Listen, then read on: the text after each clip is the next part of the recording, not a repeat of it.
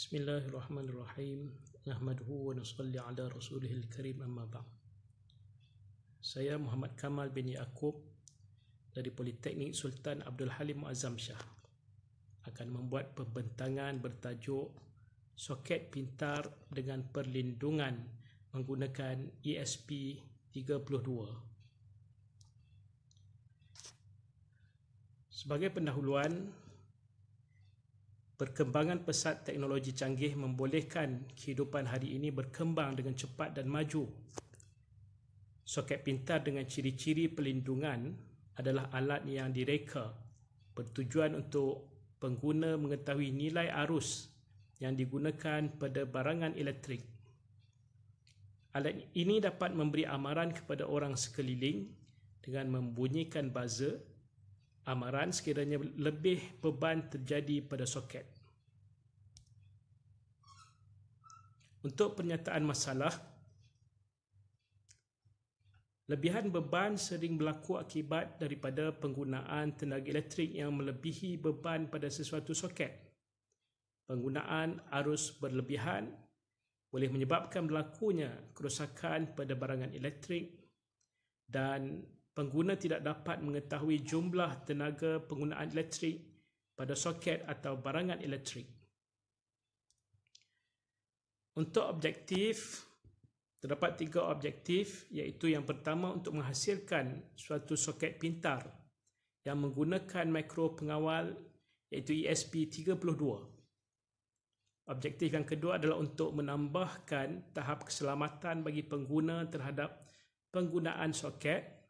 Dan ketiga, untuk memberitahu pengguna bahawa penggunaan arus telah melebihi daripada yang telah ditetapkan melalui notifikasi Telegram. Untuk metodologi kajian dalam projek ini, soket pintar dengan ciri-ciri perlindungan menggunakan ESP32 telah dibangunkan. Pembangunan projek ini telah melibatkan 2 kaedah, iaitu pembangunan perkakasan dan juga perisian.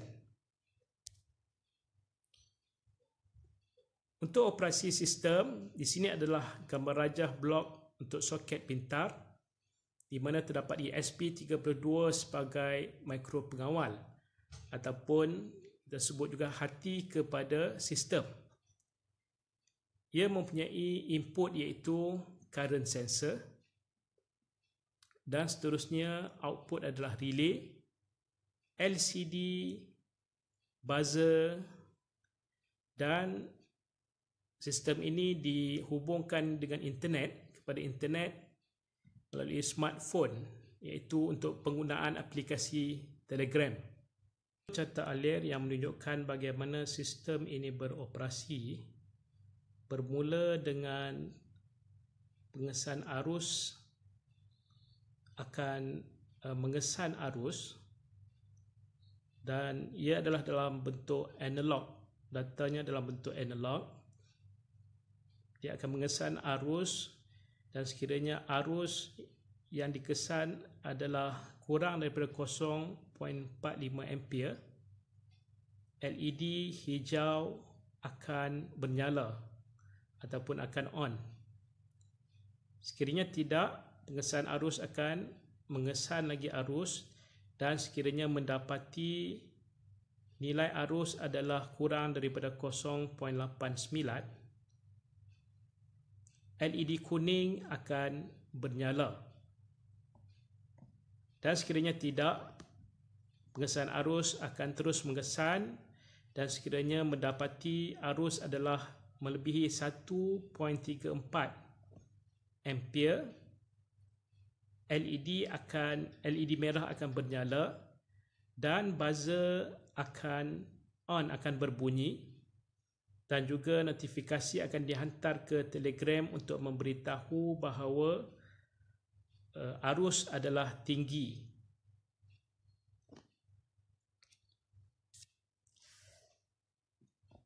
Hasil dan perbincangan, mentol telah digunakan sebagai beban untuk melihat jumlah penggunaan tenaga elektrik bagi setiap soket.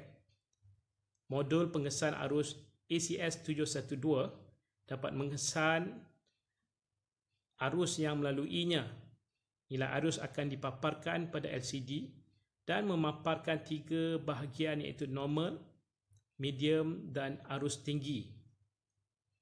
Pada paparan normal, LED hijau akan bernyala, manakala bagi paparan medium dan arus tinggi, LED kuning dan merah akan bernyala. Dan hasil juga, nilai arus juga akan dipaparkan pada LCD. Darjah 3 menunjukkan soket pintar yang telah berfungsi. Ia melibatkan 3 soket yang disambungkan kepada 3 biji mentol mewakili beban penggunaan elektrik. Dan di sebelah kanan menunjukkan LCD dan juga indikator hijau, kuning dan juga merah.